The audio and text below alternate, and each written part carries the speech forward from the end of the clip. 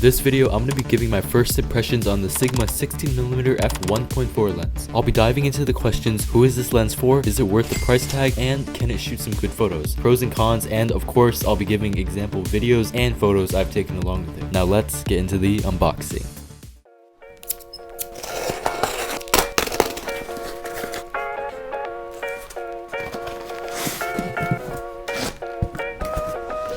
So we got quite a bit of stuff. As you can see, we have the Sigma 16mm f1.4 lens, which I am extremely excited about. This is my third ever lens for my Canon M50. But the first thing I want to get into is the actual accessories that come with it.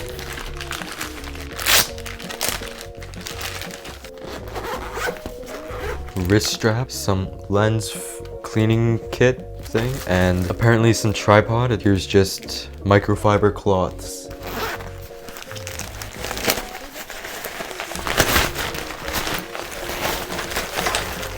That little pouch that I just had turned into this whole entire bag that I'll probably use for like some shoots, or if I'm going to just carry my camera around in general. This is probably something I would definitely use. Okay, now we're gonna take a look at the actual lens itself, and I think it will definitely help with my vlogging and also just YouTube videos in general.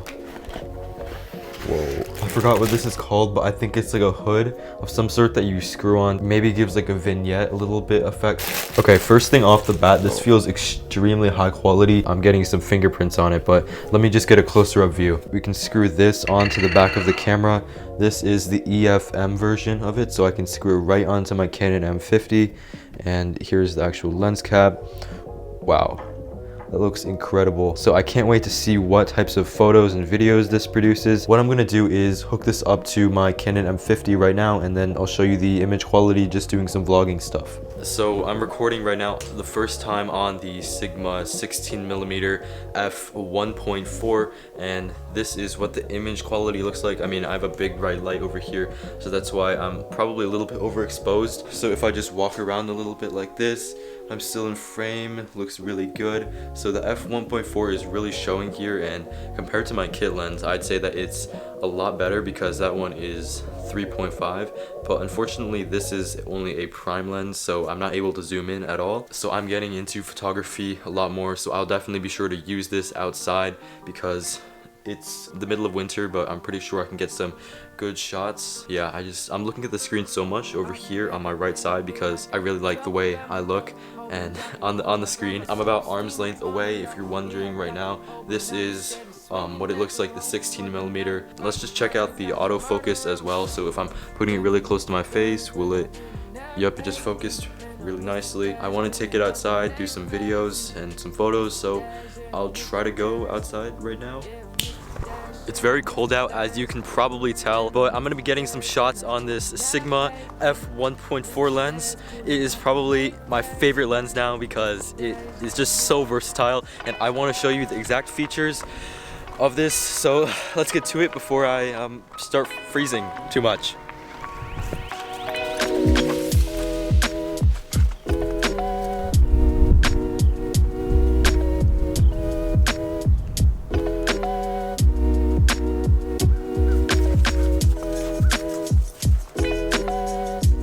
So I have to remember that when shooting in the snow, you have to like really be mindful about the whites being like way too overexposed, because right now I'm shooting at f2.8 and I have to shoot at 1/800. It's really bright, otherwise if I turn it down like this, it's gonna look like that and I'll be too overexposed. I think right here, this is about the sweet spot. I'm holding the camera at about an arm's length away. I can get my whole entire face in the frame. It's not like this extreme wide angle lens, but at least it's wider than like something like a 50mm. It's like tracking my face well, so everything seems to be going well. There's nice shallow depth of field, but let's get back into some other shots. I'm gonna try to get some more close-up stuff, like details, like autofocus, so I can display it for you guys.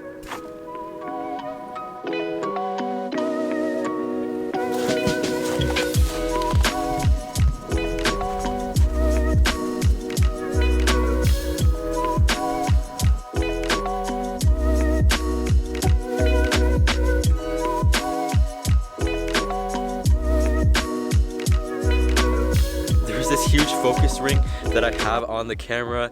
I'm not using manual focus, I'm using autofocus right now, but the focus ring, it's really helpful, and it's really big, so I can really get the fine adjustments I want. I can touch this and then focus on the background, as you can see, but now I can focus on my face. It really switches really quickly. So otherwise, apart from great autofocus, something else that this camera excels at is the photography aspect of it. It has this amazing 1.4 aperture, so I can let in as much light as I want for like shots that are in low light situations. So maybe I'm shooting at night, I will just put on screen some pictures that I shot with this, some that are landscape, some portrait, and even some like still life stuff.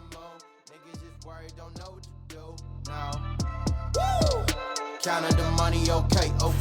Might buy a crib with a view on LA. Niggas keep plotting, they want me to break down. You might be thinking that Sigma is like a off-brand. Well, it has a really high reputation in the photography world. It felt very premium, high quality, didn't feel cheap whatsoever, so you don't have to worry about it not being a Canon lens. I gotta head back inside and we'll continue the review then, because it's getting really cold and the lens is getting pretty wet, so I don't want that to continue on more. This is probably the best dog model I've ever had. He just sits here and doesn't complain. A good boy.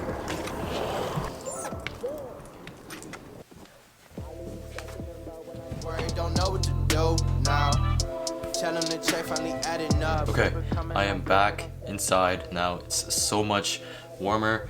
He's right here. But anyway, I'm gonna be talking about some cons to this lens, some things that I don't really like about it. And the first one, it'd probably be that this lens is quite heavy. It is good because I know that it's made out of like good material and all, but at the same time, it's heavier than the actual camera body itself, especially when it comes to the Canon M50. It's about the same weight as my 50mm lens with the Viltrox speed booster on it, but it's definitely not as light as my 15 to 45mm kit lens. I'm just kind of nitpicking here, and that is pretty much the only con I can think of. Otherwise, I'll be doing some more test footage. What I'm trying to get in these reviews is to really understand more perspectives, because I remember I wanted to buy this lens. It took me about 6 months to research this, because I mean, I was gonna get it for a gift. Like, it's too expensive for me to afford by myself. I want to look at it from a perspective of somebody who is going to buy it for the first time. So if I were asked if this lens is worth it and I would recommend it for somebody else, well, I would say only under like one condition pretty much, because it is a pretty expensive lens in itself. And I would say that if you are looking for like a wide angle lens with a really low aperture like this lens has, then this is perfect for you. If it's like one of your first lenses or something you're using to just get started with photography, I would say definitely this could be like one lens that you use just for photography or videos. You can't get like these close-up shots like a 70mm lens could, but if you already have a lens that you really like and you don't really have a need for this at all, I wouldn't get it, because after all, this lens is extremely expensive. Oh, and if you didn't know, this camera, it's actually being held up by a dog, so see, I had the camera right over here. I'm not even using a tripod right now, and this lens is working great. I really like the f1.4. My settings currently for the majority of this video are just f1.4, 1/125, and ISO 100. This is probably the most ideal settings, because I typically like to keep my aperture as low as possible for like portrait shots, or just like if I'm talking to the camera like this. And same with my ISO, I like to keep it as low as possible. And the shutter speed, I just basically double it what the frame rate I'm using, because I'm shooting at 60 frames a second.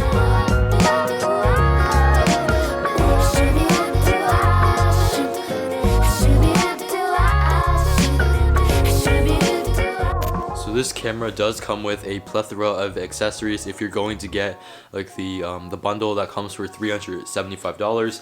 I have some of the stuff right here. This is just a hard shell case that comes with it. Obviously there's a little bit more to it. There's also a bag that I got with it that you can just like easily fold up. So the first thing is just this mount tripod gimbal hybrid thing, where you can just like attach it to this mount and just screw it in your camera.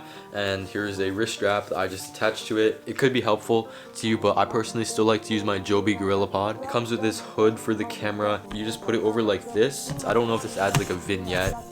So here's how it looks with the the hood. Other than that, I think it might just block in some like really harsh lighting. So if I have some lights that are coming like over here, it like blocks it out, filters it, doesn't make the image too overexposed. I would definitely say this lens looks professional, and if you're going to bring it to like an event or something, it'll make people like kind of look at it and see that this is a guy who is kind of professional. It might be a downside because you'll look more professional looking, so people might be kind of like wary about that, and why are you taking pictures of me when you're aiming the camera in that direction. So that's just something that you can think of, a hypothetical scenario. But other than that, this lens is great. This review is kind of all over the place, but at the same time, I'm just trying to think of things on the spot and try not to make this too scripted, because I want to give this my raw thoughts so you can really depict what this lens is all about. So as for the use cases of this lens, I would recommend using it for talking head shots, which is kind of what I'm getting right now, but also portrait photography, because you can really get a nice wide view of something, and if you turn it this way, sideways, you can also get a pretty nice like body shot, or a shot of the whole body of the subject. And also it works really well for landscapes, because you're really getting that like wide range of view if you stand far back enough. Like I know with my 50mm lens, that would definitely not work for landscapes. There's just many different scenarios where I could use this lens.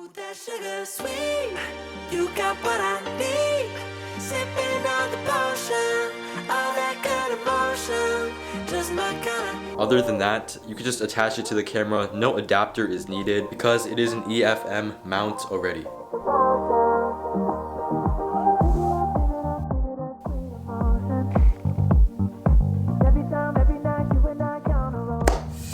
Alright, but this was it for my short review of the Sigma 16mm f1.4 lens on my Canon M50. If you have any other questions about this lens that I didn't answer in this video, make sure to drop it in the comments down below. Anyway, thank you so much for watching this video. Make sure to comment, like, and subscribe, and I'll catch you guys in my next video. Peace.